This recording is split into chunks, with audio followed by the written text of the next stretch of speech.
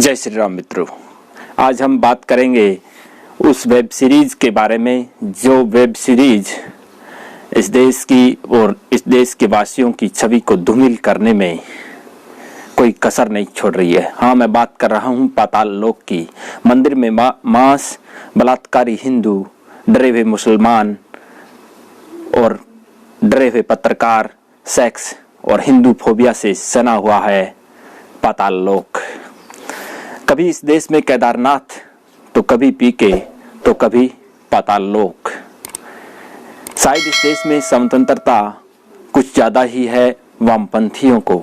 शायद इस देश में अभिव्यक्ति की आजादी की स्वतंत्रता कुछ बड़े पैमाने पर निर्धारित कर दी गई है उन लोगों को, क्योंकि इस देश के हिंदुओं के ना कोई मानवाधिकार है, ना उनकी कोई आस्थाएं हैं, ना ही उनके लिए कोई राइट्स हैं। जो मन में आए बक देता है। चाहे केदारनाथ फिल्म को उठा के देख लीजिए, चाहे पीके को देख लीजिए, और फिर अब जो आई है पाताल लोक उसे देख लीजिए। लेकिन आपको वो घटना भी याद होगी। निर्देशक फराह खान, रवीना टंडन और कॉमेडियन भारती सिंह ने एक शो के दौरान बाइबल को लेकर हल्का सा मजाक किया था। उसके बाद देश में किस तरह के प्रोपेगेंडा चलाए गए, किस तरह के बड़े बड़े आंदोलन करने की साजिशें रची गई थी। लेकिन अंत में उन लोगों ने लिखित में माफी मांगी, सार्वजनिक तौर पर माफी मांगी, लेकिन फिर भी उन्हें माफ नहीं किया गया। फिर उन लोगों को चर्च के अंदर पादरी के पास लिखित में माफीनामा देकर पीछा छुड़ाना पड़ा। लेकिन आप हिंदुओं के बारे में कुछ भी बोल सकते हैं, उनकी मान्यताओं के बारे में कुछ भी बोल सकते हैं, आपके ऊपर कोई भी कानूनी कार्रवाई नहीं होने वाली है और ना ही हिंदुओं की कोई भावनाएं हैं शायद इस देश में।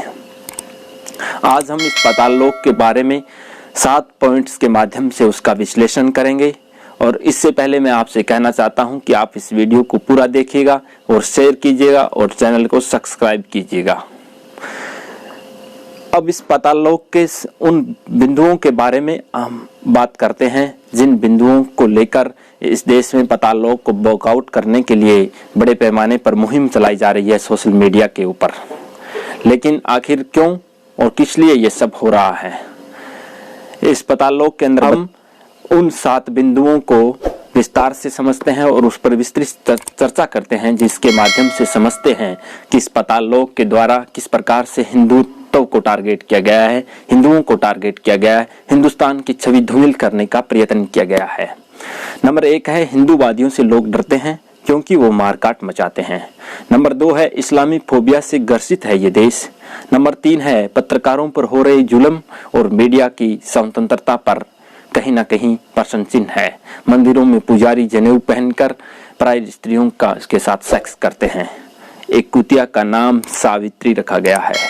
तमाम गुंडों का कनेक्शन चित्रकूट से बताया गया है। हाँ, वही चित्रकूट जिसने दत्तात्रेय, वाल्मीकि और महर्षि अत्रि जैसे महान ऋषि दिए थे, उसी शहर से गुंडों के कनेक्शन बताए गए हैं। और ये एक प्रकार से वामपंथी प्रोपेगेंडा है। अब नंबर 1 पे चर्चा करते हैं, वो है हिंदूवादियों से लोग डरते हैं और ये मारकाट मचाते हैं। ये इस पाताल लोक के अंदर दिखाया गया है।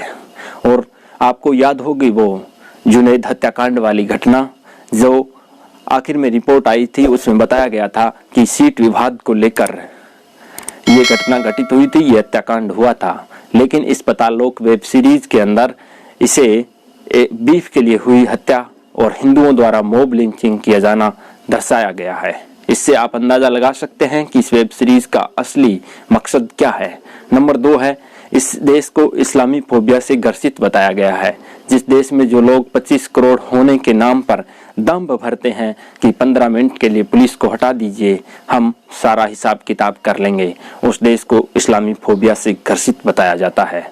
बड़ी ही हैरानी की बात है। जिस देश का प्रधानमंत्री 70 साल से ये कहता रहा कि इस देश के संसाधनों पर पहला हक अल्पसंख्यकों यानी मुसलमानों का है, उस देश को इस्लामी फोबिया से ग्रसित बताना वास्तव में एक हैरत अंगेज घटना है।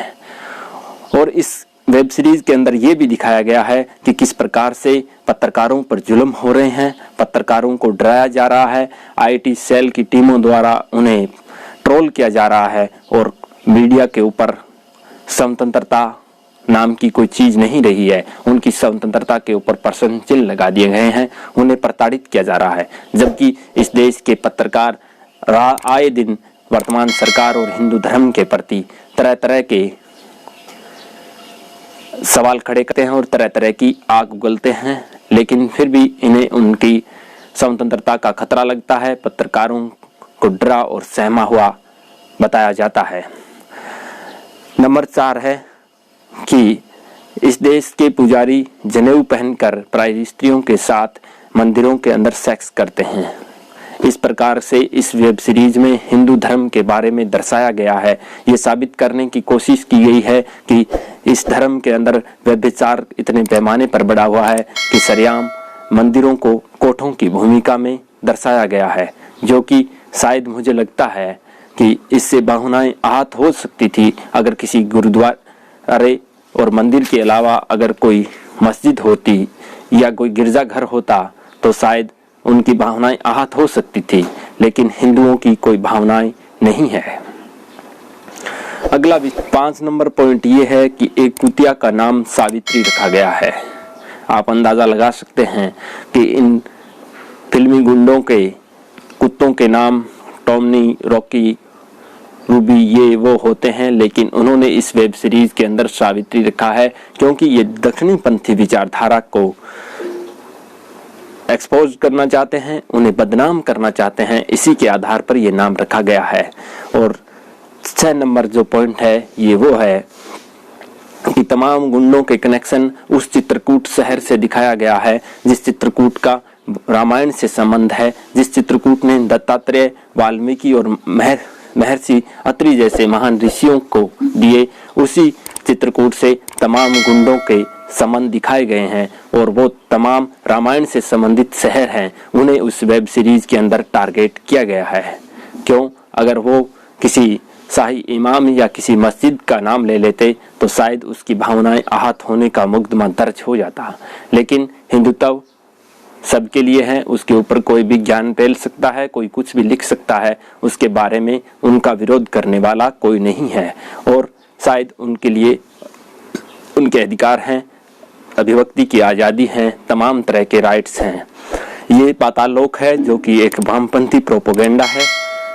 ये पाताल लोक के अंदर ये साफ साफ दर्शाया गया है, इसका मतलब यही निकाला गया है, अंत में यही इसका यथार्थ है कि जो लोग पूजा करते हैं, मंदिर में पुजारी हैं, जो मंदिर में जाते हैं, जो रामायण और भागवत पढ़ते हैं, वो कट्टर हत्यारे, गुंडे और व्यभिचारी हैं, जबकि 5 वक्त की नमाज पढ़ने वाला वो एक सच्चा और ईमानदार मुसलमान है जो इस देश में डरा हुआ है। इस देश में मुसलमानों को प्रताड़ित किया जा रहा है। इस देश में जो सवर्ण जातियां हैं वो बहुजन पर यानी हरिजन पर अत्याचार करती है। स्वाभाविक सी बात है, एक तरफ जहां हिंदुत्व को टारगेट किया गया है, हिंदुत्व को एक निर्लज्ज और बड़ा ही हत्यारा धर्म साबित करने की कोशिश की गई है, वहीं दूसरी तरफ इस हिंदुत्व को जातियों में विभक्त करने की भी कोशिश की गई है। आप अंदाजा लगा सकते हैं कि वामपंथी किस प्रकार से, कितनी सहजता से अपने इस एजेंडे को अंजाम देने जा रहे हैं और हम खामोश हैं। जहां एक तरफ मुसलमान को इस देश में डरा हुआ बताया जाता है, वहीं रियलिटी इस देश की ये है कि यहाँ का मुसलमान इस देश के प्रधानमंत्री की बोटी बोटी काटने की बात करता है। यहाँ का मुसलमान 15 मिनट पुलिस हटाने के उपरांत 100 करोड़ हिंदुओं को काटने की बात करता है। यहाँ का मुसलमान सरेआम गाय काटकर बीफ खाने की बात करता है। यहाँ का मुसलमान सरेआम हिंदुओं की मॉब लिंचिंग करता है।